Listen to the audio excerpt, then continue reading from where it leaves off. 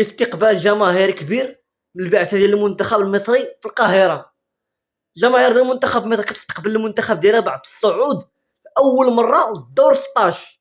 أول مرة فاش كيطلعوا للدور 16 وكيحتفلوا بهم عادي. جابوا لهم واحد سميتها كار مكشوف، حافلة مكشوفة، وجالس كيستقبلوهم في المطار وجالس كيحتفلوا بهم عادي. غير شي وحدين ما عجبهمش الحال، قال لك لا أول مرة يطلعوا داروا حالة، داروا نشوها شو اش داروا أول مرة في حياتهم. راه المغرب فاش أول مرة طلع النصف النهائي حتى حنا استقبلناه بهاد الطريقة هادي. المنتخب ديالهم أول مرة يوصل للدور 16 بغاو يحتفلوا به بهاد الطريقة. والله يزيدهم، يعني بنادم ما عجبوش الحال. علاش بنادم ما عجبوش الحال؟ علموا لله.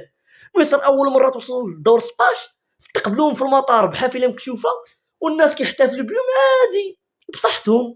أول مرة في حياتهم طلعوا للدور 16. المغرب فاش أول مرة طلع الناس راه استقبلناه هكايا. والله يزيدهم، يعني بنادم ناس فيه كمية الحقد كيف بنادم العلم لله.